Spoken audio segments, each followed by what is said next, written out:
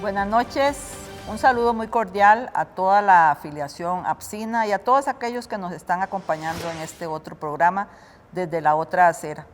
Un gran esfuerzo de la APSE para tener informada tanto a su afiliación como a la población del país, porque este programa es para todo mundo, para todo el que quiera identificarse, tener más conocimiento de lo que está sucediendo. Hoy vamos a hablar sobre los acuerdos y conclusiones de la mesa multisectorial. APSE participó en ese proceso de diálogo y creemos que es muy importante compartir con todos ustedes la experiencia que tuvimos en ese proceso, acuerdos, consensos, disensos, todas las pormenores que se presentaron ahí. Vemos que hay mucho desconocimiento porque fue una metodología un poco particular, pero bueno, para eso estamos aquí en esta noche y estamos pues con Sofía, que también estuvo ahí, y entonces Sofía, pues le doy la palabra a usted para que continúe. Muchas gracias. Bueno, buenas noches. Gracias por acompañarnos quienes están sintonizando. Y efectivamente esta noche vamos a conversar sobre ese proceso de la mesa multisectorial. Ya hace un par de programas de alguna forma introducíamos un poquito la experiencia con algunas compañeras que participaron por otras organizaciones en este proceso, pero el día de hoy nos vamos a concentrar en ver los acuerdos y los retos que resultaron de ese espacio, porque ya concluyó. Así que vamos a un corte comercial y al regresar desarrollamos los acuerdos y conclusiones de la mesa multisectorial convocada por el gobierno y a la que asistieron varios sectores sociales y algunas representaciones de la Asamblea Legislativa. Vamos al corte y ya regresamos. Hola, soy el quinquenio del FCL de Vida Plena. En el año 2021, algunos de ustedes tendrán la oportunidad de llevarme. ¿Quiénes? Pues los afiliados de la operadora que cumplen 5 años continuos de trabajar para el mismo patrono. Este retiro es voluntario, es decir, que usted puede llevarme o no. Y es que el Fondo de Capitalización Laboral, FCL, tiene como fin ayudarle a los trabajadores cuando se vean en el caso de renuncia, despido, suspensión o reducción de jornada laboral. Es algo así como una cesantía. Así que, si usted no está en alguna de estas situaciones, puede dejarme en el fondo del FCL para que yo pueda hacerme más grande y así serle útil en una verdadera situación de desempleo. Sin embargo, si quiere retirarme, le explico lo que debe hacer. Ponga mucha atención. 1. Solicitar a este correo o a este WhatsApp el formulario del retiro del quinquenio, llenarlo y verificar los requisitos. O también lo puede descargar de nuestro sitio web. Llénelo, fírmelo y envíelo con los requisitos a nuestro correo o WhatsApp. 2. Vida Plena verificará si efectivamente cumple con los 5 años continuos de trabajo con el mismo patrono y le notificará para continuar el proceso. Recuerde que usted también tiene la opción de pasarme a su fondo del ROP o abrir conmigo un plan voluntario de pensión.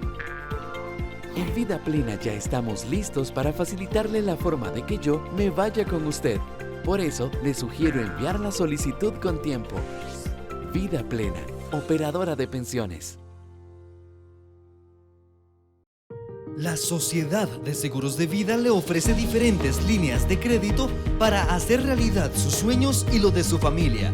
Si mantiene más de 200,000 colones de salario líquido por mes y 12 cuotas pagas de la póliza mutual, ingrese a nuestra página web y complete el formulario para conocer sus posibilidades de crédito. Sociedad de Seguros de Vida del Magisterio Nacional. 100 años movidos por la solidaridad.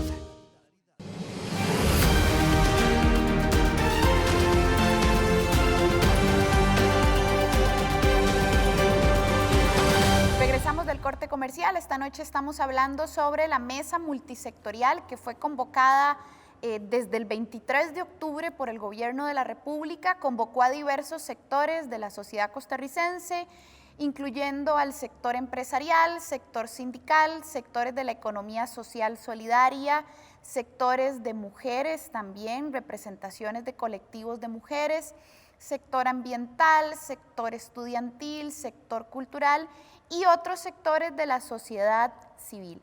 Además, a algunas de estas sesiones también asistieron las y los diputados que estuvieron interesados en asistir al proceso. En realidad, recordemos que esta convocatoria a la mesa multisectorial la hace el Gobierno de la República junto con el presidente de la Asamblea Legislativa. Entonces, de alguna manera estaban invitados e invitadas a participar las diputaciones que quisieran.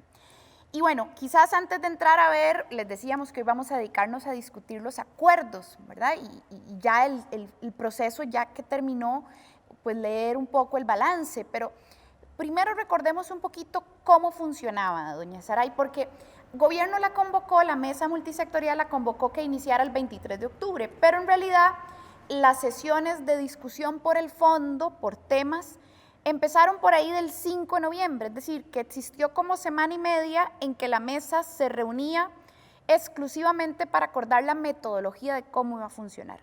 ¿Cómo fue? Hablemos de ese momento en particular, de las reuniones sobre la metodología, qué se acordó ahí y cómo fue ese proceso de decidir la metodología que iba a funcionar a esta mesa multisectorial en la que la APSE formó parte. Bueno, muy bien, Sofi. Como usted dice, bueno, empezamos el 23 de octubre. Solo teníamos una invitación para este proceso, ¿verdad? A los diferentes sectores. Todos andábamos, bueno, a quién habían invitado, Bueno, llegamos y nos encontramos con un espacio. Primero, dentro de una pandemia, ¿verdad? Entonces es un poco complicado, las reuniones, mantener los espacios, la distribución. Y el otro elemento, pues para mí pienso que era el hecho de la diversidad de sectores, ¿verdad? No sabía uno como exactamente qué podía hacer, cómo podría ser ese proceso allá adentro. Pero bueno, se inicia con propuestas, primero propuestas del objetivo, propuestas de principios y un elemento muy importante también de cuál va a ser el mecanismo o la metodología directamente para tomar decisiones, digámoslo así. Lo primero que se hizo fue, bueno, definir, nos propusieron un objetivo con una dinámica en ese momento, que era que nos reuniéramos en grupos, ¿verdad? Para hacer todo lo mismo, pero en diferentes grupos por la situación del espacio, ¿verdad? Sin embargo, no nos pareció y de hecho todas las organizaciones ese primer día sí definimos de que la importancia de que estuviéramos todos juntos, de que se definiera en plenaria los acuerdos, ¿verdad? Los consensos. Esa parte, aunque éramos muchos, pues era un espacio importante. De hecho, ya el gobierno tenía la distribución de los diferentes sectores o áreas en donde íbamos a trabajar, en subgrupos, digámoslo así. Pero bueno, no funcionó. Sí, se decidió que no, que teníamos que hacerlo en plenaria. Fue como un consenso generalizado, digamos. No es que nos pusimos de acuerdo antes o alguna cosa, no. Conforme todos los sectores íbamos saludando y dando nuestra posición al respecto, se vio que el deseo era el trabajo de la plenaria. Inclusive, bueno, yo aquí tengo el objetivo, dice impulsar el crecimiento económico, la generación de empleo y lograr equilibrio fiscal como determinantes de la reducción de la pobreza y la desigualdad, así como para lograr paz social mediante medidas de consenso frente a la afectación causada por la pandemia. Y todo esto es con base en lo que ya veníamos en el proceso que se había estado dando durante este proceso de pandemia, ¿verdad? Mezclado con crisis fiscal, muy importante, que eran una situación muy delicada y que al final, después de tanto tiempo, no estábamos logrando nada, ningún sector, aparte de manifestarnos, pero bueno, de hecho todavía sigue la situación, ¿verdad? Y luego algo muy importante también, bueno, se decidió, ya se venía con una propuesta para principios orientadores, o sea, eran como decir las reglas del juego, ¿verdad? Las bases con las que teníamos que trabajar. Yo pienso que en algún momento se logró, otros no tanto, pero bueno, esos fueron los principios que nos pusimos de acuerdo.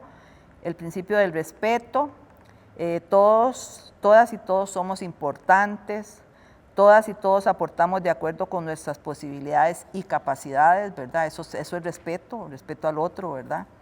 Se debe garantizar las condiciones para una participación equitativa y que garantice la igualdad. Proteger a quienes sean más débiles y vulnerables, importantísimo, ¿verdad? Porque pues ahí expresamente no teníamos ese sector. Los pobres, los vulnerables, los débiles, teníamos un sector de mujeres, bueno, es un sector vulnerable, ¿verdad? Pero mujeres aguerridas y fuertes que se presentaron ahí porque están organizadas. Pero los otros que no están organizados ahí no estaban, que son los sectores que pensamos que hicieron falta también, ¿verdad? Flexibilidad, no hay veto sobre los temas dentro del objetivo de la convocatoria, o sea, podían ver los temas que pensáramos que eran importantes.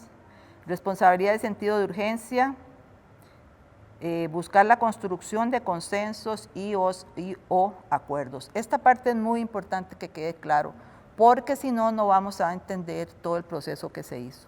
De hecho, en el principio nosotros mismos cuestionamos varias veces sobre cómo íbamos a trabajar, o sea, cómo se iba a hacer con los acuerdos, ¿sí? O sea, cómo era, cuánto era la mayoría de lo que íbamos a votar y todo esto, ¿verdad? Que es como lo más general que uno piensa, pero se hizo por un sistema de consenso, o sea, si estamos de acuerdo todos, se toma el acuerdo, si no, se rechaza, porque tiene que haber consenso, no es y este es un elemento importantísimo para nosotros, ¿verdad? Porque esa fue la mecánica que se empezó a utilizar. Yo en algún momento pregunté y ya el señor presidente me explicó que la idea era pues que todos estuviéramos de acuerdo, ¿verdad? Bueno, aún así pues no estábamos como muy convencidos de cómo era el asunto, pero eso es parte del consenso. Transparencia y publicidad, eso es importante porque hay que rescatar todo, ¿verdad? Las transmisiones se hicieron en vivo, todos los que no estaban ahí podían verlas en YouTube. Quizás tal vez no entendían un poco la mecánica o los temas, pero ahí están, todas las podemos volver a ver, todo lo que dijo todos los que participamos, entonces esa parte es importantísima. Los acuerdos deberán procurar el bien común y la justicia social, justicia e igualdad participativa, o sea, participación de todos, ¿verdad? Puntualidad, bueno, eso era importante porque no podíamos estar como que todo el día en eso, es muy desgastante, ¿verdad? Entonces la idea era que estuviéramos puntuales. De hecho, establecieron un horario de 9 a 4. De 9 de la mañana a 4 de la tarde, exacto. A veces nos pasamos, a veces empezamos más tarde, pero bueno, sí, era ya un margen sí, que había ahí, ¿verdad? Importante. Confianza y empatía, ponernos en lugar del otro, eso es importantísimo, un proceso en donde hay tanta variedad de sectores y tantas diferencias, ¿verdad? La empatía. Ética, solidaridad, rendición de cuentas, propuestas basadas en información veraz y técnicamente sustentadas. Entonces, estos son 18 principios que en algunos momentos llamamos a la reflexión sobre ellos. En otros pues no se tomaron muy en cuenta, pero bueno, era algo, era básico, ¿verdad? Era una base importante. Entonces, pues rescatar este espacio, porque en este espacio nos llevamos como 3 sesiones. Sí, definiendo metodología. Definiendo la metodología que ya venía de una manera, pero nos encargamos de que fuera de otra manera.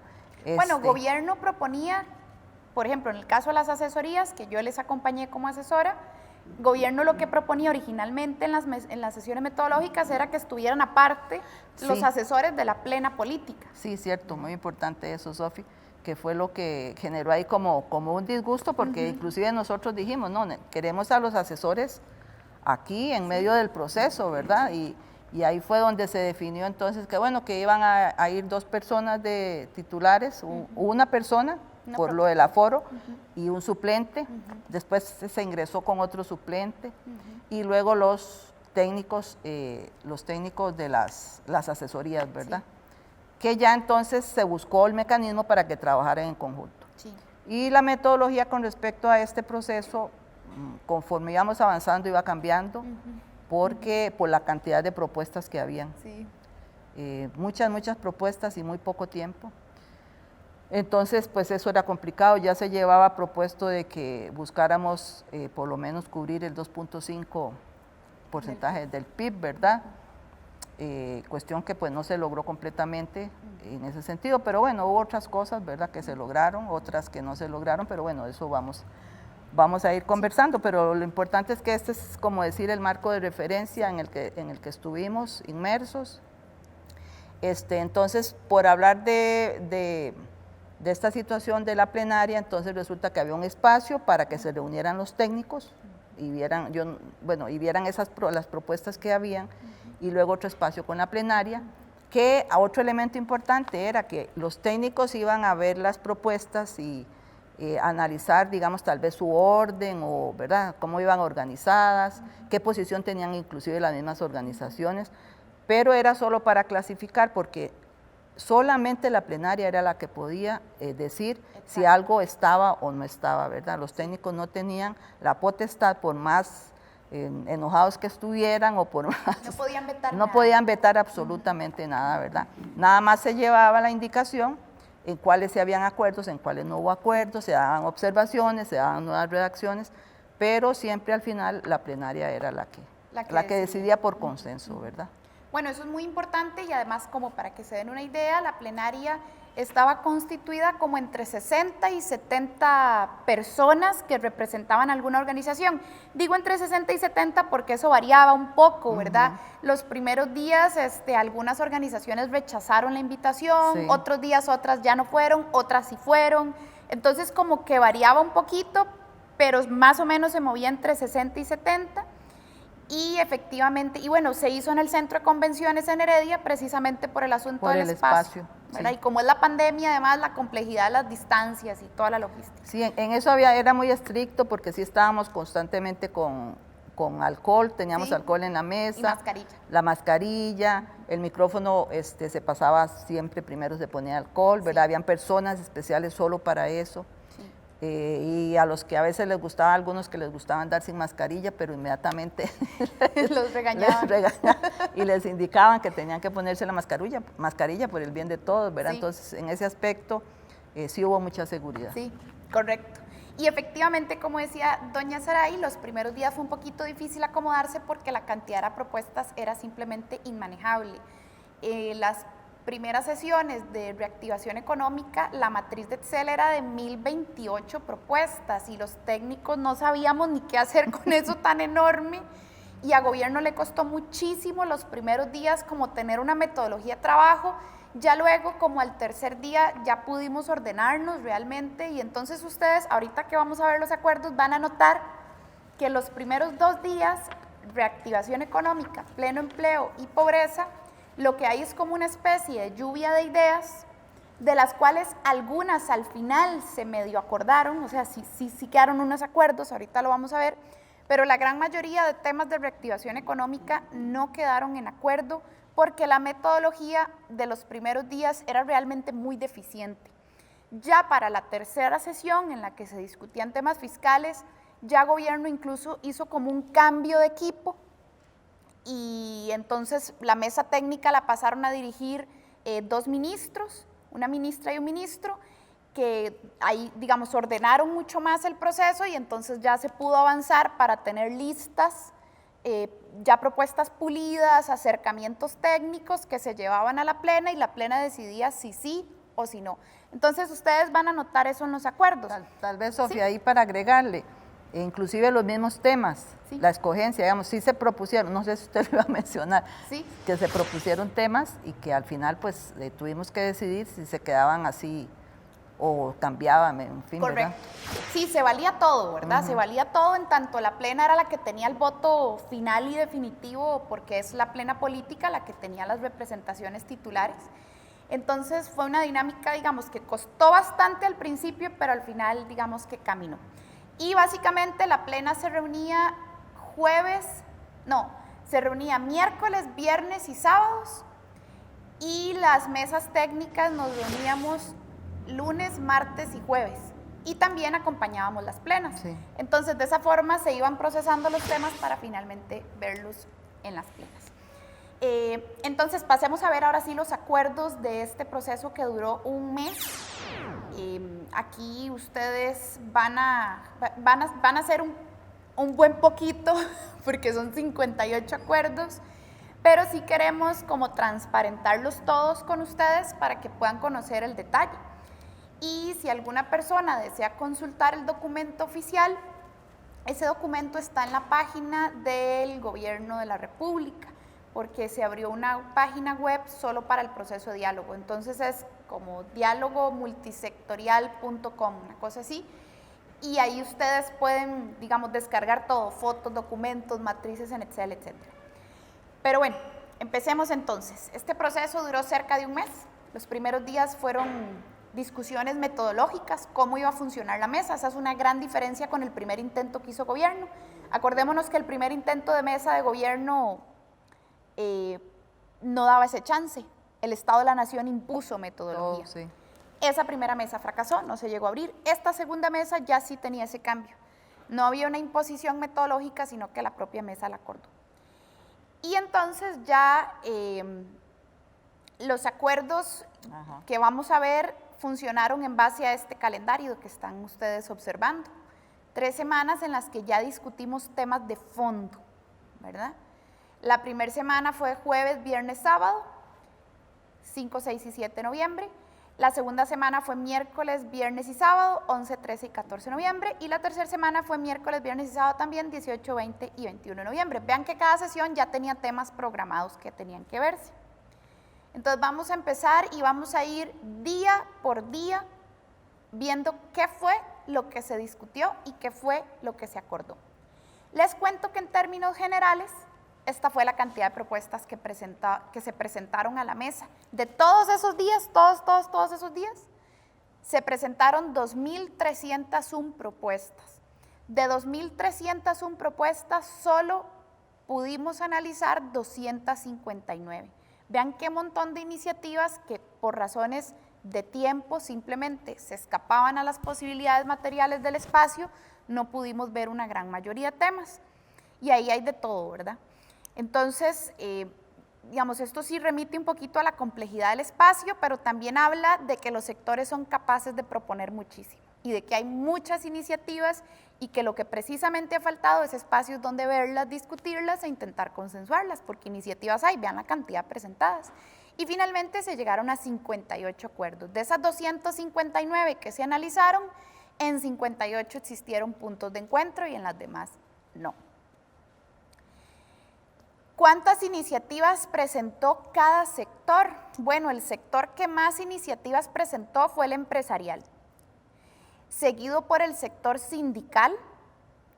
De tercero, los colectivos de mujeres son el tercer grupo que más iniciativas presentó, seguidos por la sociedad civil, la economía social solidaria, las organizaciones de desarrollo local, y el Poder Ejecutivo fue el que menos presentó iniciativas. Esto es en términos de cantidad, ¿ok? Sí. Tal vez, Sofi, la distribución de los sectores también se hizo ahí, ¿verdad? Porque primero íbamos como por organizaciones, pero después se hubo que hacer una distribución por sector para poder trabajar. Eso que apunta doña Saray es muy importante. Si quieren, volvemos como a la anterior. Bueno, ahí, es esa. Eso que apunta doña Saray es muy importante. Los primeros días se veían las iniciativas en donde había más cercanía técnica. Los primeros días había una lluvia de ideas, era un desorden. Luego, ya el tercer día, se hizo como una especie de acercamiento técnico. Los técnicos veíamos un cuestionario y decíamos, esta me parece, esta no me parece, a ver dónde nos parecíamos más y dónde nos acercábamos más. Pero como ese es un espacio que no tiene representatividad, porque ahí nadie votó por esos sectores, nadie dijo cuánta cuota le toca a cada quien, no se podía como solo ver una lista de cosas sin diferenciar sectores, porque obviamente el sector empresarial, que era el que más cantidad había presentado, era el que tenía más probabilidad de que sus iniciativas se conocieran. Y nos dimos cuenta las primeras sesiones que prácticamente las iniciativas que más se veían eran efectivamente de los dos sectores que más cantidad habían presentado.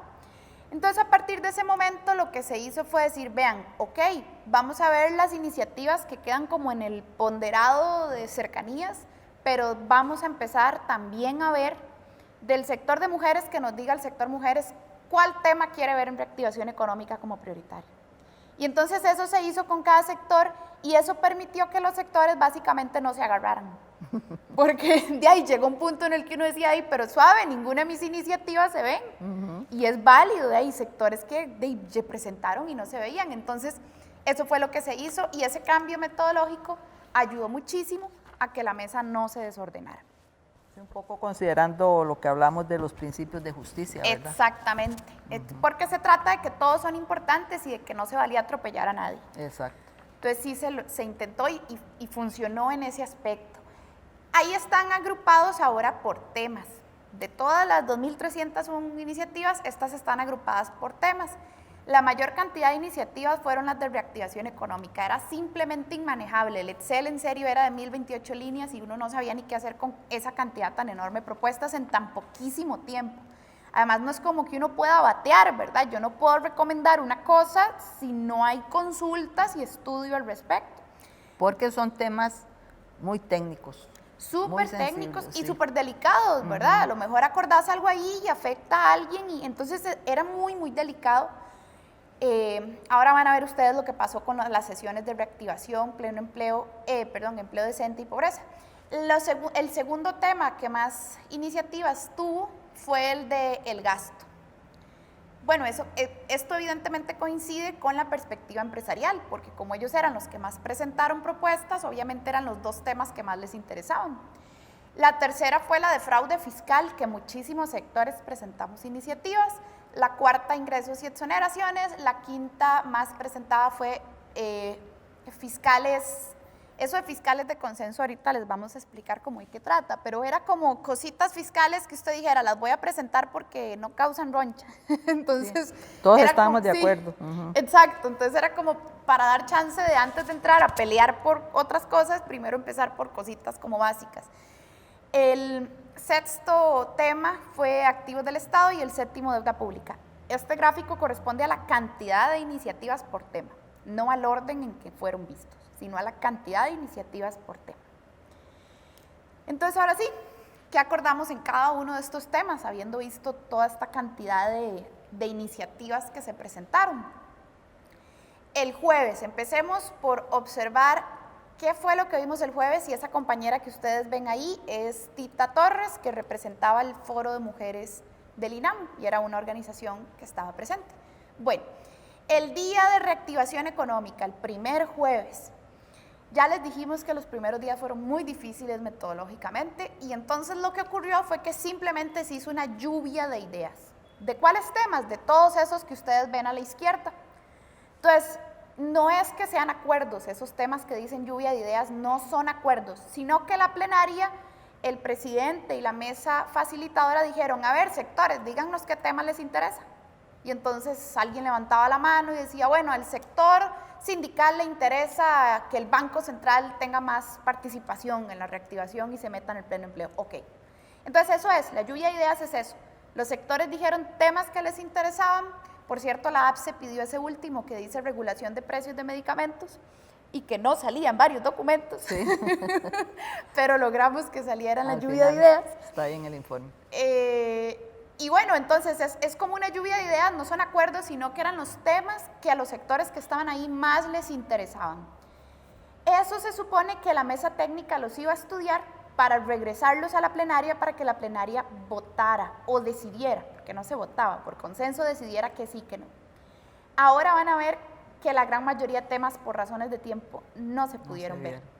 Al puro final se acordaron cositas, pero la gran mayoría no se logró retomar en términos de reactivación económica. Pasemos al segundo día, el viernes. Esa compañera que ustedes ven ahí es Mónica Segnini, quien iba en representación de una de las cámaras, no recuerdo de cuál de todas, y también formaba parte de la plena. Viernes entonces, ¿qué vimos el viernes? El viernes discutimos sobre pobreza y empleo decente, ¿ok? Nuevamente el ejercicio fue el mismo, una lluvia de ideas. Vean que los dos primeros días era un poquito desordenado la metodología, o sea, todo el mundo decía qué quería y ahí se ponía y como en una pizarra y ya está. Esta lluvia de ideas no corresponde a acuerdos, ¿ok? Y nuevamente la gran mayoría de ellos no se logró devolver a plenaria. Ahora al puro final vamos a darnos cuenta que en las últimas sesiones se retomaron algunas cosas, pero estos temas no fueron vistos en plenaria. No acordamos, la plenaria no acordó inspección del trabajo, no acordó flexibilización del INA, no acordó jornada de 12 horas, no acordó nada de lo que ustedes están leyendo ahí. Esas son simplemente un ejercicio de lluvia de ideas que existió el viernes, en donde se discutió, ¿ok? Pero no se aprobó nada de eso, fue una lluvia de ideas. Sí, ahí tal vez para agregarle eso, cada sector o persona o participante, ¿verdad?, podía exponer sobre algunos temas lo que le parecía. Sí. Y entonces esos fueron los que se fueron señalando. De hecho, nosotros apoyamos el convenio 190, ¿verdad? Sí. Es parte de lo que propusieron los otros compañeros sindicalistas. Y pedimos la inspección laboral. Y pedimos la inspección laboral, sí, la inspección laboral. Que por supuesto el sector empresarial no estuvo contento con eso y entonces se paró y dijo, bueno, entonces también metan jornada 12 horas y flexibilización del INA. Exacto. Pero digamos, ese espacio fue así, ¿verdad? Sí, es una lluvia de ideas, no son acuerdos. El sábado ya logramos aterrizar un poquito más. Ese caballero que ustedes ven ahí es Jenkins. El sábado ya logramos aterrizar un poquito más, ¿ok? El sábado ya se trataba de elementos fiscales de alto consenso, cosas que no causaran roncha, porque vean que los otros días ya nos íbamos a meter en las cosas más bravas, entonces ¿para qué el sábado? El sábado era como para darle chance a los sectores de acercar cositas que supieran que podían ser bien recibidas por otros, era como el previo a, digamos, al pulso más duro. Entonces el sábado logramos acomodarnos mucho mejor porque después de la experiencia del jueves y viernes y de darnos cuenta que eso no estaba funcionando porque no se llegaban a acuerdos, entonces el sábado lo que se hizo fue que los equipos técnicos, nosotros en las noches y en las madrugadas revisábamos la lista de iniciativas y entonces a la par en un cuestionario poníamos esta me parece, esta no, en esta tengo dudas. Era un semáforo, de hecho es la metodología del semáforo, verde, amarillo, rojo. No era una votación política, solo la plena votaba. Nosotros simplemente hacíamos ese ejercicio para ver en dónde había más cantidad de coincidencias entre los técnicos y técnicas.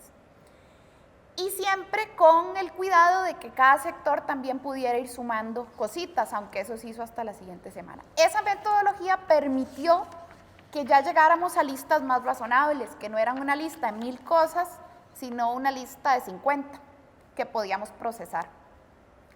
Y entonces, resultado de ese cambio en la metodología, ya se lograron llegar a acuerdos, porque los técnicos y técnicas pudimos depurar lista, encontrar las cercanías técnicas, pulirlas, y ahí sí llevarlas a la plena y decirles, vean, de esa lista de, no sé, 217 propuestas de alto consenso fiscal, son 18 en las que tenemos cercanía. Plena, usted decida si le gustan estas, si no le gustan, si quiere otras, la plena puede hacer lo que quiera, ¿ok? La plena la mayor parte de las veces se acogía a las recomendaciones de los equipos técnicos, aunque sí a veces incorporaba y sacaba cosas porque era su legítimo derecho. Y bueno, estos son los 18 acuerdos a los que se llegaron, una partecita el sábado y otra partecita el miércoles. Entonces, en alto consenso, el sábado llegamos a la importancia de que se aprobara el proyecto de Hacienda Digital, que es un proyecto para actualizar toda la plataforma informática de Hacienda, que está súper desactualizada. Además, se determinaron otro tipo de cosas que están vinculadas en cierta forma a Hacienda Digital, como por ejemplo, mecanismos de comunicación más efectivos, sobre todo entre aduanas y tributación, agilizar trámites aduaneros, notificaciones electrónicas. Son cosas que uno dice, bueno, ¿cómo no se han hecho hace unos 10 años, que es cuando deberían de haberse hecho? Pero bueno, en nuestro país esos pasos no se han dado y entonces de ahí hay que darlos mejor ahora que nunca y entonces, bueno, de alguna manera era una especie de respaldo de la mesa, decir, vean, eso que tenían que haber hecho hace 10 años, háganlo ya, porque vamos tarde. Y también, por ejemplo, fortalecer y extender la cobertura del SICOP. en un 100% en el sector público para las compras públicas. También se acordó implementar el marco del sistema de inspección no intrusivo. Esto es el escaneo en las aduanas, pero no se limita solo al escaneo, es mucho más amplio. Es muy positivo porque es para combatir el contrabando. Repito, estas son cosas que tenían que haber ocurrido hace muchos años, pero que no se ha avanzado. Entonces, de cierta manera, la mesa lo que dice es, hey, pónganle, porque en estas cosas tenemos acuerdo como sectores, y hace mucho rato que la sociedad tendría que haber avanzado hacia ahí. Entonces, ese fue como el ejercicio. Y un par de días después terminamos de verlas y la plena acordó estas otras cositas también, que tenía que ver con crear un expediente digital, que eso va vinculado a Hacienda Digital, actualizar las bases de datos, que va vinculado a Hacienda Digital, mejorar la gestión en materia de cánones, derechos de licencia, para precisamente combatir el fraude aduanero. Acordamos, como mesa multisectorial, se acordó reducir la deuda política, la de los partidos políticos, en al menos un 40%, ¿verdad? Si se supone que todos tenemos que poner, y se supone que está en la Asamblea Legislativa muy emocionada haciendo recortes al presupuesto, bueno, empiecen por recortarse ustedes como partidos políticos también. Y también otro acuerdo de esta parte de consenso fiscal tiene que ver con subsidios a los combustibles de diputados. Bueno, insisto, ya que están tan emocionados con la tijera, tijerense ustedes también lo suyo, porque muy bonito andan tijereteando todo el mundo, pero no se tijeretean ellos. Entonces, aporten. Y entonces se les pidió eliminar por completo el subsidio a los combustibles, que por cierto, un medio de comunicación hizo un sondeo informal, le preguntó a algunos qué les parecía esa idea, y la gran mayoría de diputaciones a las que ese medio le consultó dijeron que no les gustaba la idea. Entonces uno dice, bueno, qué bonito, para recortarle al MEP y a las cocineras sí, pero para recortarse su combustible no. Además, también se acordó depurar la base de datos del Registro Único de Contribuyentes. Esto es muy importante porque el último informe de la Contraloría General de la República advirtió que en Hacienda dentro del Registro de Contribuyentes todavía hay personas fallecidas, por ejemplo. Tienen un desorden con el Registro de Contribuyentes. Entonces tienen que depurar la base. Y finalmente que el Ejecutivo brindara un informe de cómo están aplicadas las normas contables NIF y NITS. Ahí hay un debate muy fuerte, hay instituciones que han tenido que hacer modificaciones, y ellos lo que querían era que acordáramos que se impusieran las normas NIF, pero nosotros dijimos, hey, no, suave, porque por ejemplo el ICE tiene un conflicto muy grande con la aplicación de esas normas, y lo que han venido haciendo es ir poquito a poco negociando entre la entidad y el gobierno para ver cómo se van adaptando y que no sea de un solo golpe. Entonces, por eso ahí la iniciativa es mejor díganos cómo está el estado de la cuestión, no podemos andar obligando así porque cada entidad tiene sus tiempos para adaptarse, la gran mayoría ya se han adaptado, pero ahí tuvimos... Sofi, ¿qué significa exactamente cada NIF y la otra? Son dos marcos normativos de contabilidad, de cómo las entidades tienen que llevar su contabilidad, y eso a uno puede parecerle como medio extraño que esté o que lo pidan algunos sectores, pero sí hay disputas muy fuertes, porque si usted ha llevado la contabilidad con ciertas categorías y de repente se las cambian, pueden haber, digamos, implicaciones sobre sus estados y sus balances finales. Por eso es que no todas las entidades se habían adherido de golpe, ¿verdad? Sino que se han ido adheriendo de a poco. Entonces, por eso es que ahí sí poníamos como, hey, no obliguen a las entidades, ya muchas, la gran mayoría lo han hecho, pero tiene que ser con tiempos, porque tampoco se trata de causarles desbalances, ¿verdad? Sí. Entonces, esos son los 18 acuerdos de alto consenso fiscal, y son, digamos, vamos a ver, esto no arregla el país, ¿verdad?, ni el planeta, sino que esto se trata de dar pequeños pasitos, de cosas que tendrían que haber ocurrido hace mucho y que nada que pasan, como lo del SICOP, o Hacienda Digital, o la gestión aduanera, es como de sentido común, pero ha costado muchos años. Entonces es un llamado político que hace la mesa multisectorial a que caminen cosas que no habían caminado. No, y tal vez hay agregarle, Sofi, que también es importante porque nos define también cosas en las que todos sí estamos de acuerdo. Sí. ¿Verdad? No puede ser que solo sea que no estamos de acuerdo en cosas, sino que hay espacios y condiciones en las que sí podemos coincidir. Exactamente. En realidad el sábado fue una sesión como muy tranquila, porque como era una sesión precisamente pensada para no ser chocante, se llegaron muy rápido a acuerdos, ¿verdad? Ya a partir de este momento las otras sesiones se vuelven más complejas. Pasemos a la siguiente sesión para que vean por qué se vuelve más compleja. Vamos al miércoles 11. El miércoles, esa compañera que ustedes ven ahí es doña Olga, ella iba en representación de Mujeres por Costa Rica. El miércoles 11, ya de la semana siguiente, ya empezábamos con temas escabrosos, ¿verdad? Temas en donde ya la cosa empieza a ponerse más complicada. Y particularmente ese día vimos el tema de la gestión de la deuda pública, ¿ok? Ahí habían muchas iniciativas.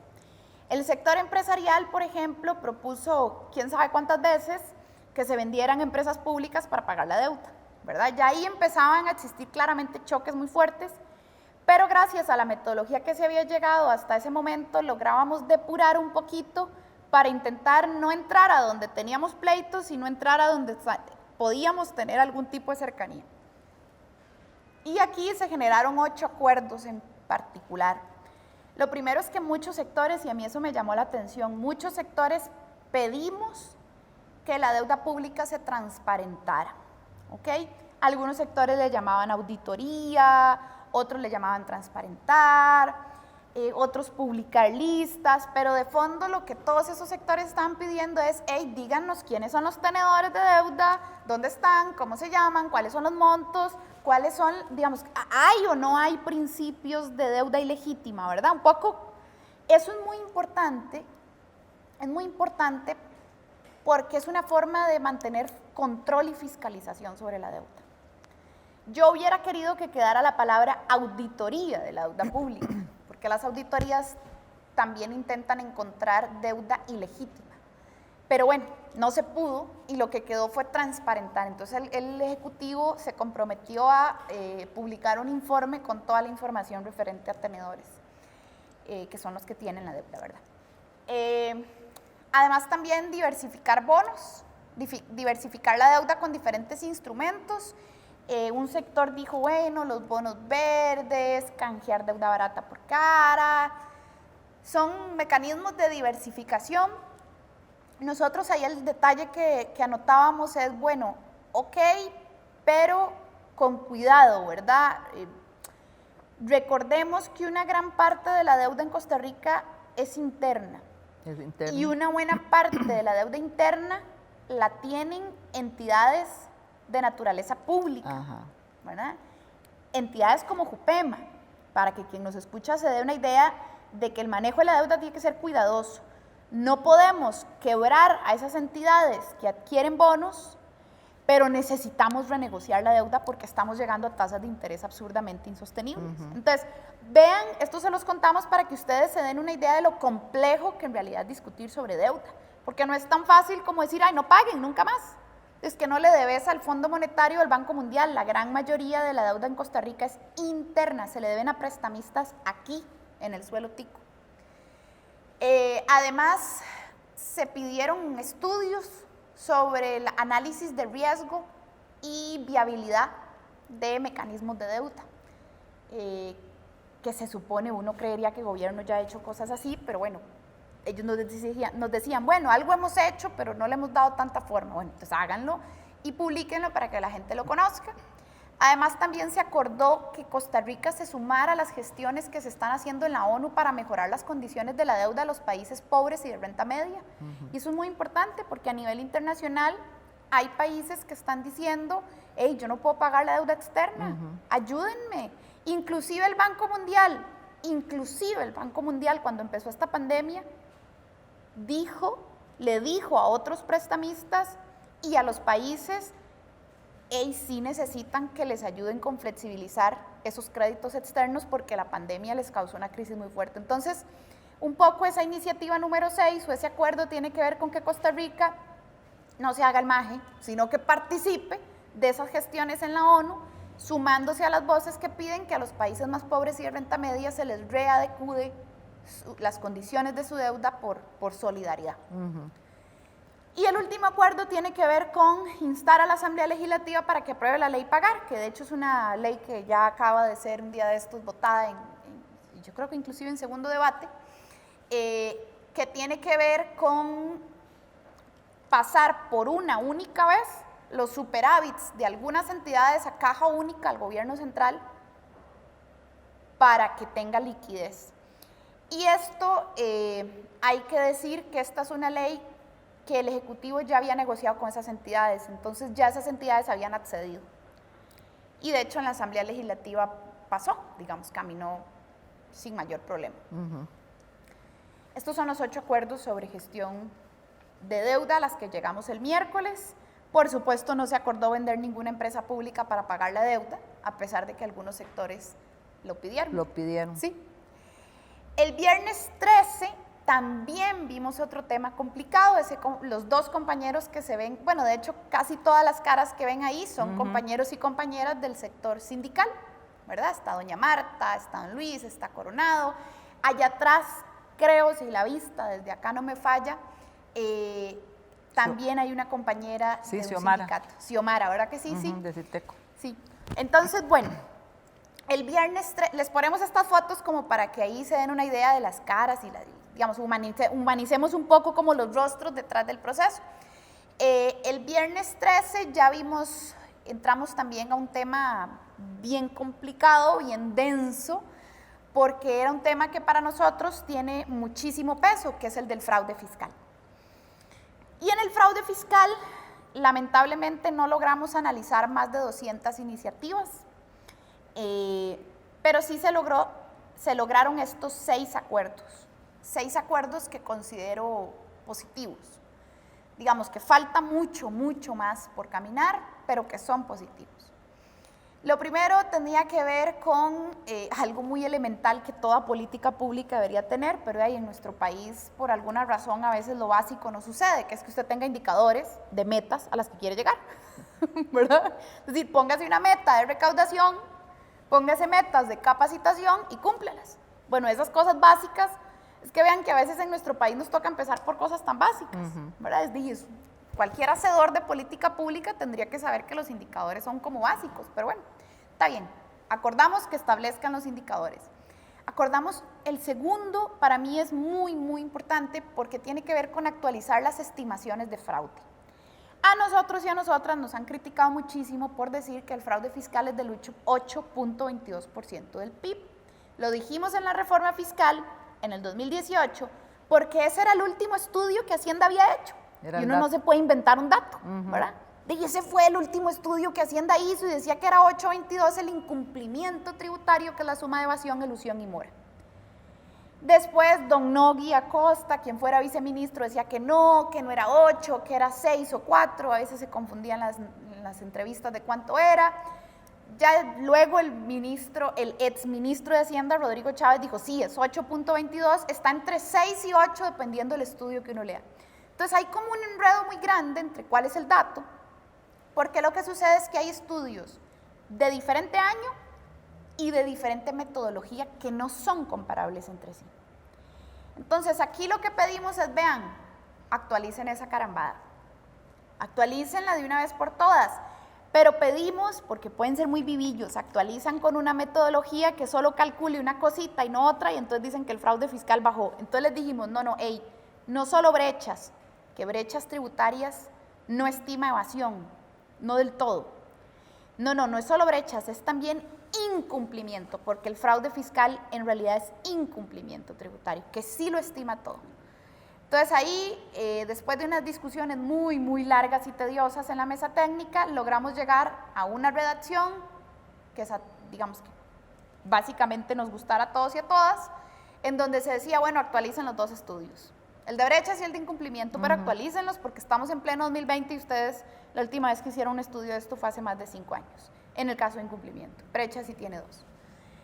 Entonces, bueno, eso es muy importante, es información que vale la pena, ya veremos qué sale de ahí y cuando salga tengamos mucho cuidado en la metodología y tengamos mucho cuidado en los detalles, porque en los detalles está la trampa. También acordamos que las personas que habían sido condenadas por fraude fiscal no pudieran tener beneficios y privilegios, básicamente. Si usted es fraudulento y fue condenado por eso, entonces va a tener impedimento de participar en contratación, por ejemplo. Sí, muy bien. ¿Verdad? Esa, por cierto, es una de las solicitudes que la APSE hizo. También la hicieron otros grupos. Y es una de las solicitudes que la APSE hizo porque es una de las recomendaciones de los Panama Papers. Panama Papers. Ajá. Y nosotros lo que precisamente pedíamos era que se acataran todas y cada una de las recomendaciones de los Panama Papers. Entonces, bueno, se acató esa, varios sectores, por supuesto todos estuvieron de acuerdo, por eso está ahí, porque se trabajaba por unanimidad. También se logró el acuerdo de prohibir que funcionarios públicos tuvieran negocios en paraísos fiscales. Esto es importante porque imagínense un funcionario público de Hacienda o de aduanas con negocios en paraísos fiscales de ahí. Sí. Obviamente tiene un conflicto de intereses muy grande, ¿verdad? Entonces, tiene esa lógica y también es una recomendación del informe de los papeles de Panamá. Tiene que ver con desincentivar a las personas que ocupan función pública en participar de mañillas fraudulentas, porque si no, de ahí no van a querer combatir el fraude. Y eso está bastante bien. Y finalmente, se acordó conformar un grupo de trabajo mixto entre el MEIC y el Ministerio de Trabajo, esto es por solicitud del sector empresarial y también de la economía social solidaria, porque dicen que la informalidad genera fraude y eso es cierto. Entonces, que hay que avanzar en formalizar. ¿Cómo formalizar? Bueno, ahí está el detalle, ¿verdad? Pero no, esta mesa no entró a discutir formalización porque precisamente reactivación económica no dio chance de verlo. Entonces, lo que se dijo es, bueno, se va a hacer un trabajo mixto y ahí se discutirán esas cosillas. Espacio hay en el que sí se pueda ver. Por lo menos, digamos, ahí quedó como la intención de que luego se vea. Ahora vamos a ver que al final hubo un decreto sobre esto. Sí. Otro acuerdo fue mejorar la selección y contratación de las personas funcionarias de tributación. Esos son los 6 acuerdos de fraude fiscal. No arreglan el mundo ni el país, pero dan pasitos que son positivos, especialmente el número 3 y el número 4 y lo de los estudios de las brechas sin cumplimiento, son cosas positivas. El sábado 14, ahí la compañera que ven es Montserrat, que Montserrat es la directora ejecutiva de CANADES, la Cámara de Economía Social Solidaria, pero en ese espacio iba en representación del Consejo Mujeres. El sábado 14 discutimos un tema muy agrio, evidentemente, muy difícil de abordar, que era el de la venta de empresas públicas. Y digo muy agrio y muy difícil porque claramente habíamos sectores antagónicos y opuestos en posturas respecto a ese tema. Ahí solo se llegó a un único acuerdo que fue que el Poder Ejecutivo hiciera un estudio sobre lotes ociosos. Ojo, y no cualquier ocioso, ¿verdad? Porque si vamos a vender hoy un lote y dentro de 2 años hay que volverlo a comprar, pero más caro, de ahí, no, sí. Exacto. No, un lote ocioso en donde se hagan todos esos pasitos que dice ahí, bueno, consúltelo entre entidades, determine realmente la condición, dimensiones y uso de ese lote, levante la información, establezca los procedimientos, haga el estudio público para que la gente lo vea y si se llegaran a derivar ingresos de esas medidas, pues lo que los empresarios pidieron es que los ingresos fueran para el pago de deuda. Sí, ese es el único acuerdo que el día sábado que se discutió el tema de activos del Estado se alcanzó. Y esto es importante decirlo, se suponía que cada día tenía un tema, pero por supuesto, algunos sectores no respetaban esa división temática y entonces algún otro día que era de otro tema intentaban meter como golcillos, ¿verdad? Como camufladillos. Sí, retomar temas o de las propuestas que ya se habían hecho. Y retomar temas, pero no nos dejamos. Entonces eso fue como lo único que quedó en activos del Estado. Y ya la última semana, vean que es un recuento muy largo, porque fue un proceso muy largo, demasiadas iniciativas, pero bueno, esto es parte de lo que queremos también que ustedes tengan como toda la información completa. La última semana, el miércoles 18, ese compañero que ustedes ven ahí es Eric, que estaba por la Cámara de Economía Social Solidaria. El miércoles 18 discutimos el tema de ingresos y exoneraciones. Ahí debatimos 5 acuerdos, o llegamos a 5 acuerdos. El número 1 se sustituyó por uno que vamos a ver más adelante. El número 2 tenía que ver con el único impuesto que acordó la mesa multisectorial, que fue los premios de lotería mayores a 250,000 colones. ¿Ok?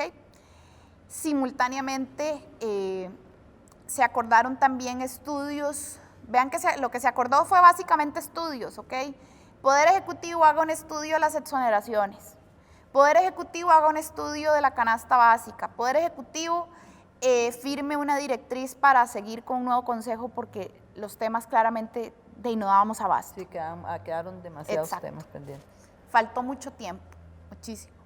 Entonces, esto fue lo que se acordó en ingresos y exoneraciones. Ahora al final vamos a ver un par de cosillas más, pero de renta global, pero esto es lo que se acordó en materia de ingresos y exoneraciones, estudios y el impuesto a la lotería de más de 250,000 colones, es decir, cuando el premio es de más de 250,000 colones pagará impuesto, antes de eso no pagaría impuesto. Y casi terminando, el viernes, ahí ven ustedes en la imagen también a compañeros y compañeras del sector sindical y al presidente de la República. El viernes, porque el presidente de la República estuvo, eso es importante decirlo, sí, estuvo en todas y cada una de las sesiones de la plenaria. Hace 2 años, en la discusión de la reforma fiscal, pedíamos que por favor el presidente se presentara a las mesas previas en las que se intentó hacer un acercamiento entre gobierno y sindicatos. Y el presidente de la República no quiso ir una sola vez, a pesar de que se lo pedimos. En esta ocasión, posiblemente obligado por las circunstancias, es probable que este gobierno tampoco imaginara que le tocara pasar por un segundo embrollo tan grande. Seguramente pensó, ya pasé por el primero, sí, ya, pero no, de ahí, así es la vida, el COVID cayó y tuvo que volver a pasar por otro embrollo gigantesco. Y esta vez, él decidió estar presente en todas y cada una de las plenas. Y eso yo creo que ayudó como que los sectores sintieran confianza de decir, bueno, aquí estoy, lo tengo enfrente, le puedo decir cosas y es parte de un proceso en el que sí se puede conversar y llegar a algo, aunque sean pasitos chiquititos. Yo considero positivo que el presidente estuviera y considero positivo que miembros de la Asamblea Legislativa, no todos llegaron, pero algunos llegaran. Casi todos los días teníamos algunos representantes de la Asamblea Legislativa. Son pequeñas señales que en realidad no son tan pequeñas, sí, ¿verdad? Entonces, bueno, eso fue parte de la dinámica, fue interesante. El viernes 20 discutimos el tema de gasto, otro debate muy fuerte, muy fuerte. El viernes fue un día muy fuerte, muy intenso. Ese tema es delicado porque sí, los empresarios, y todo lo hemos escuchado en los diferentes medios, ¿verdad?, cómo ellos abogan por el problema del gasto, que el gasto del Estado que hay que recortar, de hecho, los recortes que se están haciendo en los presupuestos. Y nosotros estamos del otro lado diciendo fraude fiscal, qué pasa con esto, en dónde se pierden millones de millones, sí, y no se le pone coto al asunto, ¿verdad? Entonces, son temas como en sí, fueron de los más complicados. Totalmente, fueron sesiones muy cansadas, muy duras y muy tensas también. Y ese viernes fue muy difícil porque el tema, como bien dice doña Saray, era muy complicado, ¿verdad? Y bueno, los acuerdos a los que se llegaron fueron 6 y el Ejecutivo aprovechó para hacer una exposición de un compromiso que ya les vamos a contar cuál es, pero 6 son los acuerdos. Acuerdo número 1, reestructurar y o fusionar las superintendencias, en donde recordemos que está la superintendencia de pensiones, está la superintendencia de entidades financieras, digamos, hay varias superintendencias. Recordemos que doña Rocío Aguilar es, digamos, la superintendente de 2 superintendencias en este momento al mismo tiempo. Entonces, bueno, la iniciativa, que por cierto la presenta uno de los sindicatos, es reestructuren y o fusionen esas superintendencias, tantas, a veces no se entiende por qué tantas. Ahí, digamos que los sectores empresariales tuvieron cierta reticencia, porque los de la superintendencia ya son como más, ¿verdad?, más cercanitos a ellos. pero digamos que al final aceptaron, dijeron que sí, y entonces quedó de acuerdo porque ningún sector se opuso. Número 2, emitir una nueva serie de bonos fiscales cero cupón para ampliar el plazo. Eso es como una especie de renegociación del plazo de la deuda. O sea, es que estas cosas tienen como a veces mucha palabrería, pero de fondo lo que significa es cambiarle el plazo a una parte de la deuda. Y ahí debemos decir que nosotras siempre que habían temas así tan delicados, intentábamos como consultarle a alguien que tal vez, sobre todo Jupema, ¿verdad? Que nosotros sí es muy importante cuidarla, ¿verdad? Claro. Cuidarla.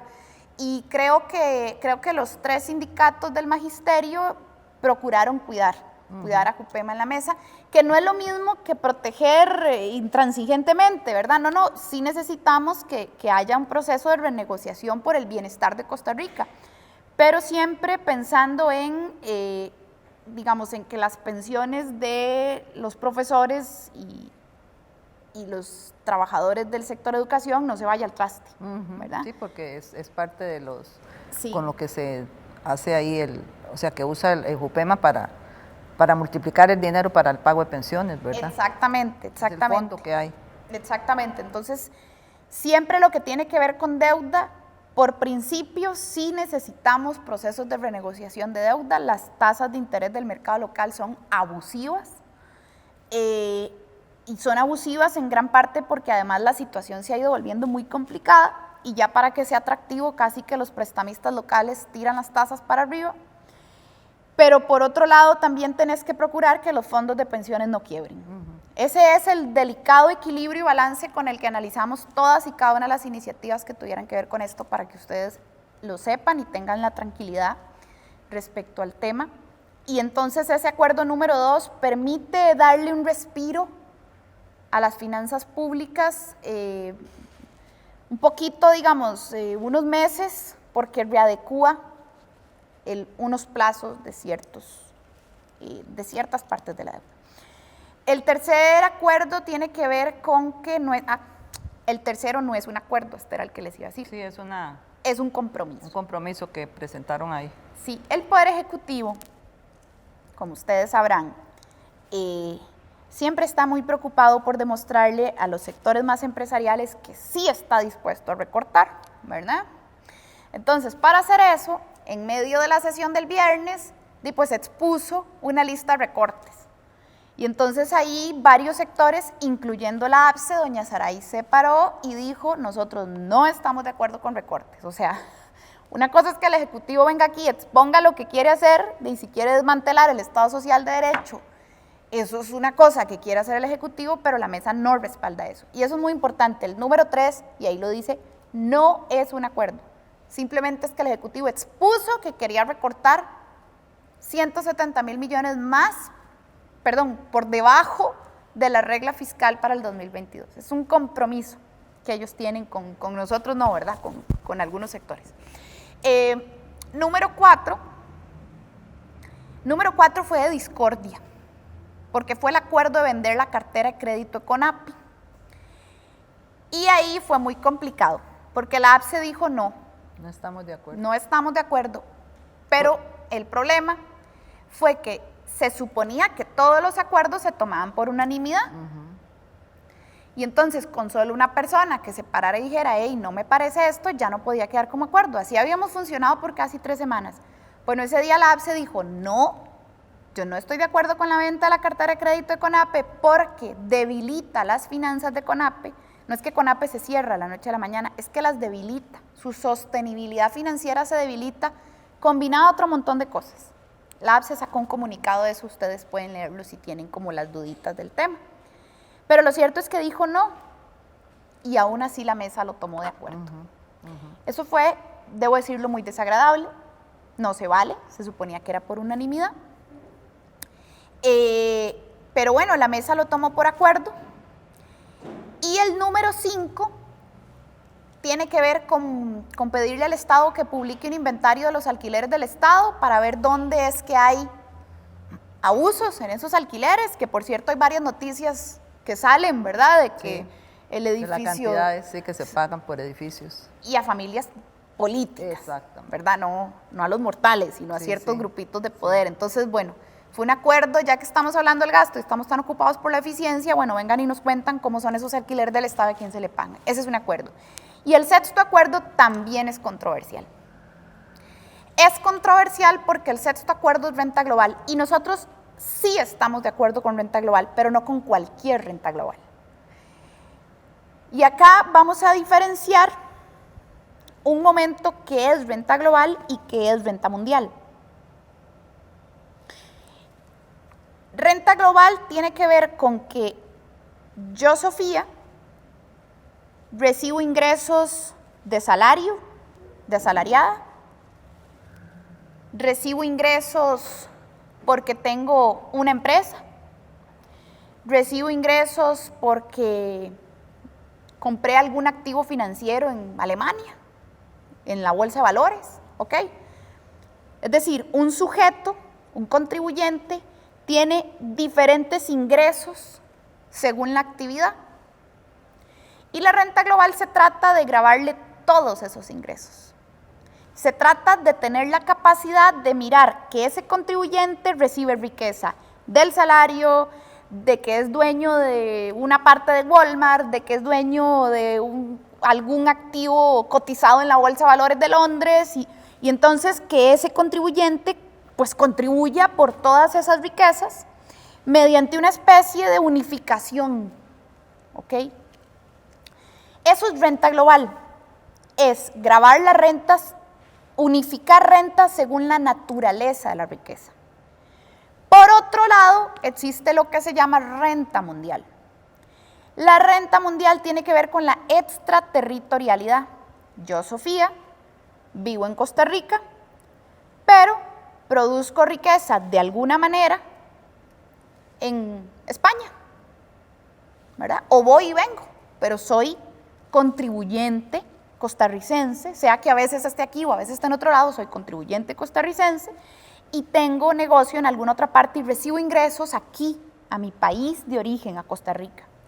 La renta mundial lo que dice es, hey, a mí me interesa lo que usted está recibiendo de ingresos en España también. Yo quiero ver esa riqueza y usted va a contribuir en función de esa riqueza. Ahora alguien podría decirme, hey, pero ¿y si le cobran doble? No se preocupen, que para eso hay tratados de doble imposición que evitan que pague doble, ¿verdad? En España y aquí, sino que se ponen de acuerdo las dos jurisdicciones en un tratado para ver cuánto se le cobra. Pero la renta mundial es una de las recomendaciones de los papeles de Panamá, porque al ver lo que sucede afuera del país, lo que ese contribuyente tico hace afuera del país, uno puede ver si tienen platilla en los paraísos fiscales. Y decirles, usted tiene una offshore en la isla Caimán, también tiene que tributar por eso aquí. Entonces, no son lo mismo. Renta global tiene que ver con la naturaleza de la riqueza. Renta mundial tiene que ver con la extraterritorialidad de la riqueza, el país de origen. Los sectores empresariales se opusieron rotundamente a la renta mundial, ¿verdad? Que es la que tiene que ver con el país de origen, que es la que me permitiría a mí como Hacienda enterarme de que fulanito tiene plata en las Islas Caimán. Los sectores empresariales dijeron, no queremos renta mundial, podemos hablar renta global. Que la renta global, les decía yo, es diferentes riquezas, mismo contribuyente y yo unifico, ¿verdad? Pero la renta global no se debe hacer de cualquier forma y eso es lo conflictivo de ese acuerdo. Sí estamos de acuerdo con la renta global, pero no de cualquier manera. La renta global tiene que ser progresiva, es decir, sí, yo puedo unificar todas las naturalezas de riqueza para gravarlas, pero no las vamos a gravar todas a un 2%, porque ahí entonces sale ganando el multimillonario que con el mecanismo actual tenía que pagar 15. Pero y si yo puse una tasa unificada del mayor tramo de 10, ya ganó, ¿verdad? Ya le bajaron el impuesto. Entonces no se trata de eso, se trata de lograr una unificación progresiva con tasas marginales progresivas. Y el problema de esa renta global que se acordó en la mesa multisectorial es que el sector empresarial condicionó la aprobación de la renta global al hecho de que la tarifa máxima del impuesto fuera 27.5, y eso es un problemón, porque la tarifa máxima del impuesto hoy es 30. 30. ¿Y quién está en la tarifa máxima? Los más grandes, porque la máxima es la más grande, y es para los más grandes. Los que reciben más. Eso que está ahí significa que el sector empresarial pidió que en media pandemia le cobraran menos impuestos a Walmart. Eso es lo que significa, puesto en palabras comunes y corrientes. Es decir, no era cualquier renta global la que queríamos, era una renta global progresiva, que no era que le cobraran Que menos a las grandes empresas, top. ¿verdad? Por eso es tan conflictivo ese acuerdo, porque sí estamos de acuerdo con la renta global, pero con esa tarifa que el sector empresarial condicionó, es un problema porque Hacienda de algún lado va a sacar esa plata que pierde, ¿verdad? Eso es lo que le iba a decir, que entonces eso tiene que recuperarlo de algún otro modo. De algún lado la saca. Sí. De algún lado la saca y seguramente tendrá que hacerlo aumentando los tramos de las rentas, del impuesto a la renta personal y de asalariados. Entonces, ojo con esa solicitud del sector empresarial. Ojo por dónde van con renta global. No, renta global sí, pero no cualquiera, no era para bajarle el impuesto a las grandes empresas. Y finalmente, luego de estos acuerdos, el último día, el sábado 21, esa foto que ustedes ven, ahí hay varios sectores, porque está don Elian, que es el ministro de Hacienda a la derecha, en el centro está el compañero Osvaldo de Ambiente, le sigue el compañero del sector estudiantil y la última compañera era la de Alianza Evangélica, que estaban Mónica. ahí. Ajá. El sábado, el último sábado, entonces ya se trataba de ver lo que diera chance y cerrar. ¿Qué acuerdos se lograron este último día? Les recuerdo que les dije que los primeros días en reactivación no logramos acuerdos, entonces como que el sábado medio agarramos algo, Sí. como para no irnos sin nada, y esto fue lo poquísimo que se logró ver en reactivación. Se llegaron a estas necesidades o a estos acuerdos, que bueno, que se pensaran las condiciones de crédito para MIPYME, se ocupaba flexibilizar eso un poquito más. Impulsar el programa de Centros de Desarrollo Empresarial, que es una iniciativa que tiene el MEIC con el INA. En realidad debo decir que esa propuesta originalmente era hacer una ventanilla única, pero hacer una ventanilla única es una iniciativa que desde hace como 30 años todo el mundo pide y nada que se logra. Entonces nosotros le preguntamos, MEIC, ¿por qué no se logra? O sea, venga, explíquenos por qué no hay una ventanilla única después de 3 décadas de que la gente lo pide. Entonces ya nos dijeron que ellos en realidad lo que estaban haciendo era intentando un programa de centros de desarrollo empresarial. Y por eso quedó esa iniciativa así. Fortalezcamos eso a ver si algún día logramos consolidar una ventanilla que funcione. No es lo mismo ni mucho menos, pero de alguna manera permite regionalizar la atención a las MIPYMES.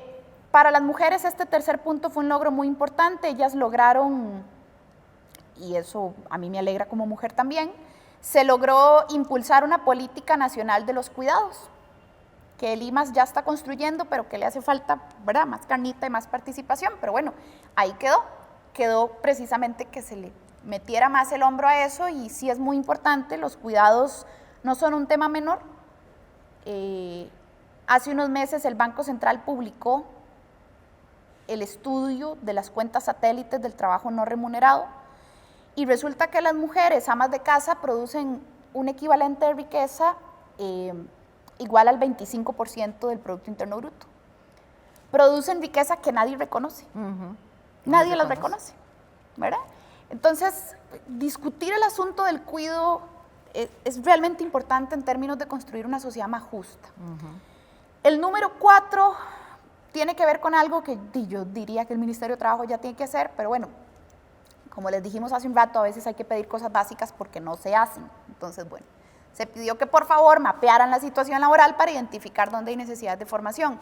Vean qué interesante, muchas de estas cosas ocupan recursos, ¿verdad? La Asamblea Legislativa está huélele y huélele tijera a todos los ministerios, mientras los sectores decimos, hey, el MEIC debería ayudar más, el Ministerio de Trabajo debería ayudar más, ¿y cómo van a ayudar si les recortan personal, les recortan plata? Bueno, son las grandes contradicciones. Dicho sea paso, mucho de eso es solicitud del sector empresarial, ¿verdad? Sí. El sector empresarial quiere ventanillas únicas y quiere, pero ¿cómo lo vas a dar si estás a favor a la vez de recortar? Recortarles el presupuesto. Sí. Bueno, es lo interesante estos espacios, esas contradicciones quedan en evidencia. Y finalmente, los últimos acuerdos. Es muy largo, vean que realmente nos hemos tomado el tiempo porque es muy extenso el trabajo que se hizo. Y entonces, bueno, queremos que ustedes lo conozcan todo y pues ahí hagan su propio balance. También se acordó favorecer la asociatividad de productores a través de impulsar mecanismos como las cooperativas. Algunas de estas cosas a mí me parecen más como objetivos, ¿verdad? No tanto una acción, sino un objetivo. Pero bueno, es parte de las cosas que había que pulir. La famosa brecha digital en Costa Rica quedó evidenciada ahorita en media pandemia más que nunca. Entonces ahí se pidió nuevamente invertir, ¿verdad? En tiempos en los que la Asamblea recorta y recorta, bueno, se pide más inversión. Agilizar los trabajos en la Ruta 32 y mejorar la normativa Banca para el Desarrollo. Ahí particularmente hay una directriz que el gerente general de Banca para el Desarrollo nos dijo que era importante pulir, y entonces el acuerdo total trata de eso, ¿verdad? No lo pusimos ahí porque es muy largo. Y bueno, esos son los acuerdos de reactivación que faltaban ver, y este es el resultado final ya de la mesa. Del 2.5% que se había puesto como meta, llegó a un 2.2% de ajuste permanente. Muchas de estas cosas en realidad son cosas que ya el Ejecutivo pensaba hacer, como Hacienda Digital, pero hay otras que yo creo que vale la pena que existan sobre la mesa y que son pequeñitas victorias, pero importantes. Las dos iniciativas de lucha contra el fraude fiscal no resuelven el fraude, pero son cosas importantes, desincentivar que los funcionarios y los cargos de elección popular tengan negocios en paraísos fiscales. Es importante que no reciban beneficios si son fraudulentos. Entonces, pequeños pasitos, conflictos también, aciertos, desaciertos, consensos, disensos, pero bueno, ese es el resultado final.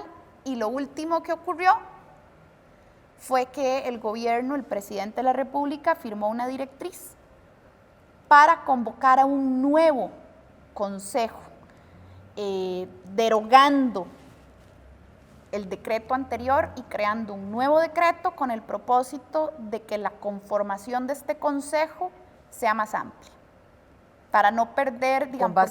Con base en este espacio, en esta mesa, ¿verdad? Con base en esa mesa, más bien en esa mesa más bien faltó gente. Entonces, de lo que se trata es de ir sumando, no de ir restando. Y este es la lista, vean, enorme, digamos, de 58 iniciativas. Ustedes pueden hacer su propio sondeo a partir de esto, pero bueno, es muy importante que esto se transparente a la ciudadanía. Y finalmente, doña Saray, ya después de haber repasado todo esto y de que usted nos contó también la metodología, bueno, ¿cuál es el balance ya político que usted daría de este espacio? Resultado, ¿verdad?, de haber visto todas estas cosas que pasan por digamos, son, ¿verdad?, no es blanco y negro, son grises, hay pequeñas victorias, pequeños conflictos.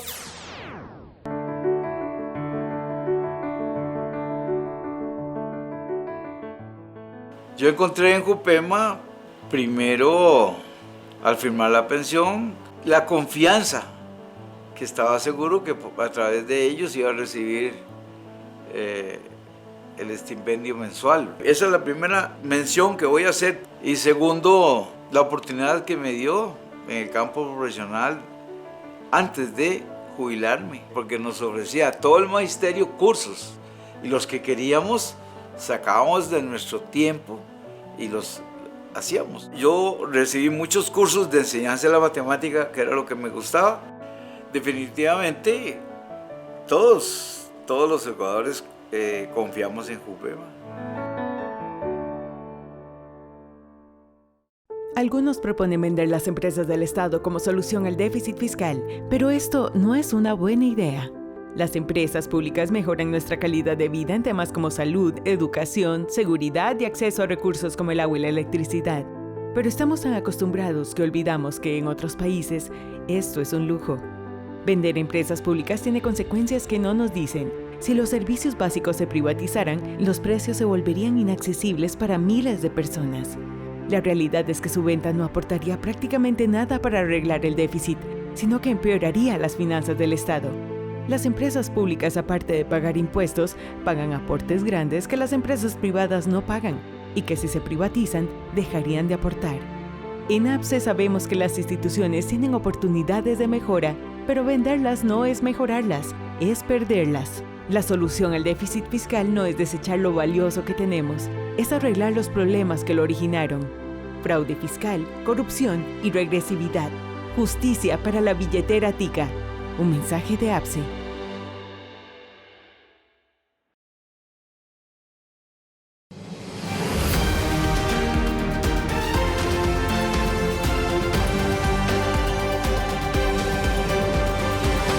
Depende de las expectativas que cada sector o cada persona llevara, ¿verdad? Porque, bueno, veníamos del proceso de manifestaciones que teníamos, ¿verdad?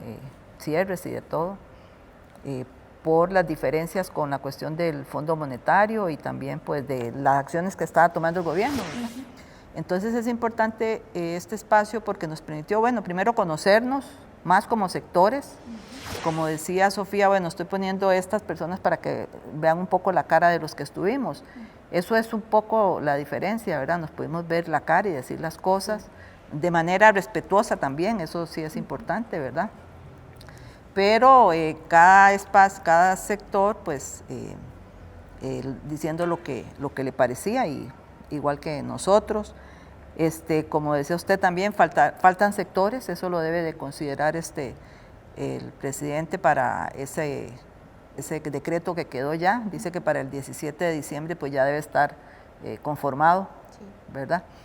Entonces es un espacio pues importante que podemos participar porque, pues sí, claro, después de, ¿cuántas son? 2000 y algo de propuestas, sí, y se vieron 58, el análisis tiene que ser más profundo. Y bueno, un elemento importante, hay propuestas, la gente está proponiendo, los sectores están proponiendo y no se pueden demeritar las propuestas que se hicieron, ¿verdad? Tal vez que no son compartidas por todos o que todos no lo han visto no significa que no se pueden tomar, es importante, ese espacio sí es importante tomarlo en cuenta.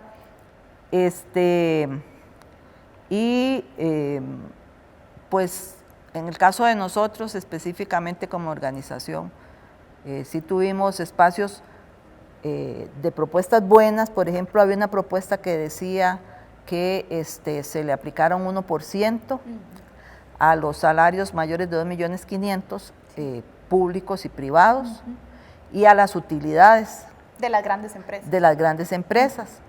Sin embargo, no estaba claro lo de las grandes empresas. Nosotros retomamos un poco el tema diciendo que dejáramos ahí que eso de las utilidades no aplicara a pequeñas empresas, claro, o MIPYMES, ¿verdad? Y sectores de agricultores pequeños. Y uno dice, bueno, sería una manera de que todos participaran, de que todos aportáramos, porque estamos hablando de salariados públicos y privados, de todos, ¿verdad?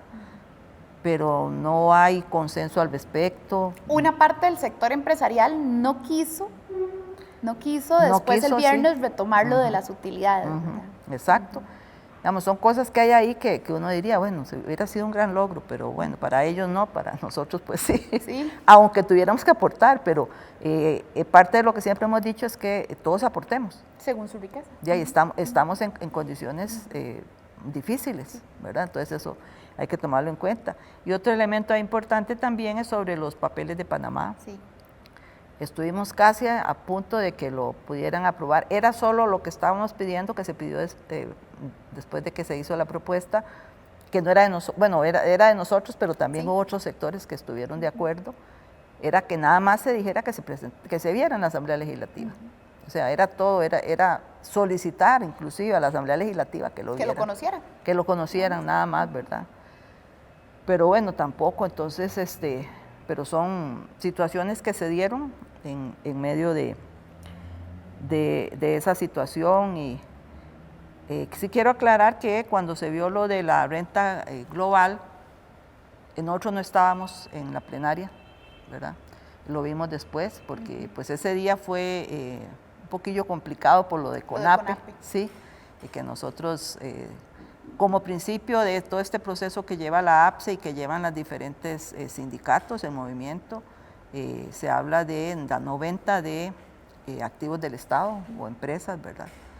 Y nos parece que por lo mismo que nos dijo sindicatos y personeros de CONAPE que no conocían mucho el asunto o que no les parecía porque ya habían hecho algunos números, entonces nosotros dijimos no estamos de acuerdo, pero bueno. Sí. Eso es muy importante, doña Saray. Nosotros le consultamos a personas en CONAPE que conocieran más a profundidad la situación e inclusive al día siguiente gente del Banco Popular, que es a quien se le vendería la cartera, el sindicato del Banco Popular, nos hizo llegar todavía más información. Sobre el tema de CONAPE, a mí me parece que la mesa se apresuró en tomar la decisión.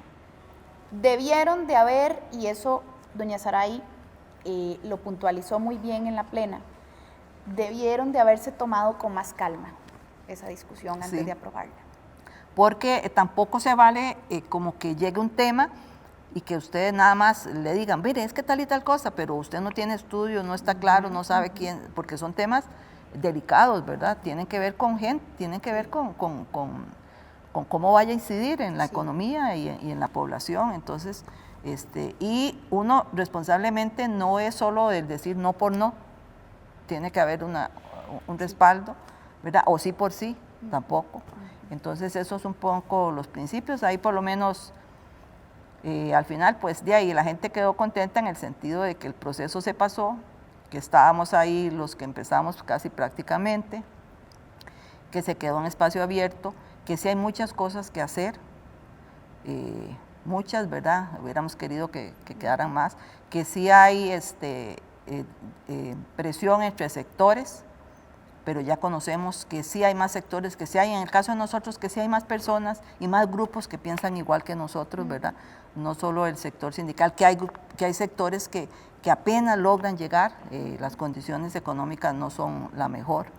Entonces, todo eso se conoce en ese proceso y nos deja una enseñanza como país, como organización, por lo menos nos sentamos, ¿verdad? Nos sentamos y hablamos, dialogamos, no nos agarramos del moño ni nos tiramos piedras ahí, ¿verdad? Nada que ver. Nadie mata a nadie todavía en este país y eso en otras partes de Latinoamérica eso es muy importante, no pasa así. Y dejar, quizás no nos guste lo que hace el gobierno, quizás no nos guste lo que hace la asamblea, ¿verdad? Legislativa, todo eso no nos gusta, pero si llegamos a un punto, yo lo veo así, si llegamos a un punto de inflexión en este proceso, porque para que todos pidiéramos y lográramos sentarnos, la mayoría, digamos, ¿verdad? Sabemos que faltan sectores porque los transportistas se pronunciaron un día de estos, pero no estaban ahí, ellos son sectores que hacían falta, ¿verdad? Los que se han estado manifestando también, entonces, pero sin embargo, bueno, ahí hay un espacio para eso y pues debemos de seguir adelante, pronunciándonos también, porque eso nos da la libertad de decir, bueno, sí, estamos haciendo lo que debemos de hacer responsablemente como organización, ¿verdad? El contexto es terrible, es dificilísimo, ¿verdad? Y con más razón pues tenemos que ver cómo hacemos para salir adelante. Entonces son todas las enseñanzas que nos dejan, las propuestas sí tal vez no son como las que quisieran, ojalá hubieran sido el 5% del PIB, ¿verdad? Pero de ahí no era esa... nosotros no íbamos a aceptar cosas que por principio tampoco, ¿verdad? Entonces, porque sabemos que hay otras propuestas que sí se pueden tomar y no se están haciendo. Entonces es una lucha que debemos de continuar, que APSE ha estado y que va a continuar, ¿verdad? En lo que venga, porque eso es parte de nuestra responsabilidad como organización social. Y nuestra responsabilidad como trabajadores, muy importante, como clase trabajadora, ¿verdad?, que está defendiendo su derecho. Teníamos a los trabajadores y a los patronos al frente en esa mesa. Así estábamos, ¿verdad? Sector trabajador y los patrones ahí al frente. Entonces, pues seguir adelante, ¿verdad?, en este proceso. No sabemos qué va a pasar, pero bueno, ahí estamos.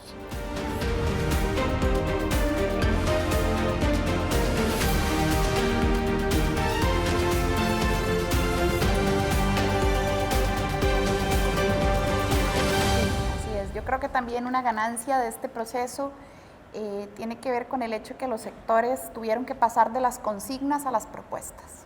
Ajá. Y esa es una ganancia cualitativa. Cuando ya tenés que hacer el esfuerzo de pensar, bueno, yo quiero que el rico pague como rico, yo quiero combatir el fraude, ¿cómo se hace eso? Y ese es un ejercicio muy importante que hicieron los sindicatos, las mujeres, la economía social solidaria, la sociedad civil. Y eso yo creo que es ganancia cualitativa. Poder judicial, las iglesias. Sí, los sindicatos de jóvenes, médicos que también están, las personas jóvenes, sí, sí.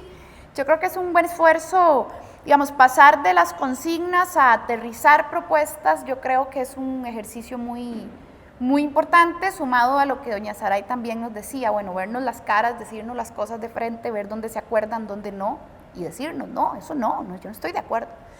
Y eso, pues no todas las sociedades lo pueden hacer, faltó gente, efectivamente faltó gente. Y la mesa dio lo que podía dar, es decir, en ese tiempo y con esa conformación dio lo que podía dar, pero sí hace falta profundizar en las medidas estructurales del modelo de desarrollo, no están resueltos los problemas, se desentrabaron pequeños pasitos, que está bien que se desentraben, pero sí tenemos que dar un pulso muy fuerte en temas estructurales.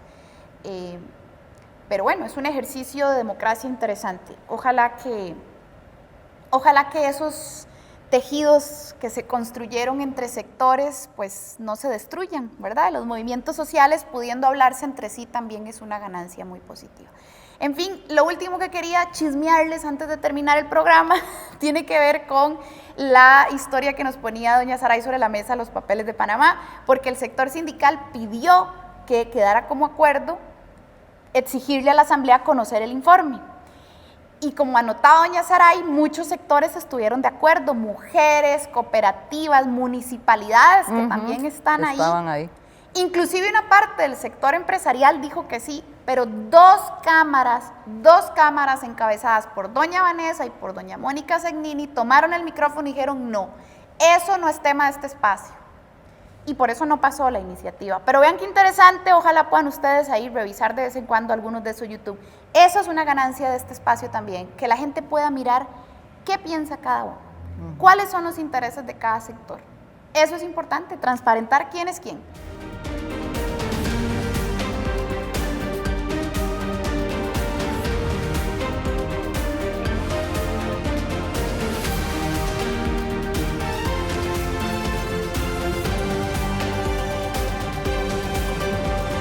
Bueno, hemos llegado ahora sí al final del programa, bien nos pasamos de tiempo, pero esperamos que sea de utilidad para ustedes y muchas gracias por acompañarnos en este programa y esperemos que las cosas caminen para bien, se sigan desentrabando elementos, podamos fortalecer cercanías con otros sectores sociales y pues seguir combatiendo porque los problemas todavía hay que resolverlos. Muchas gracias y buenas noches.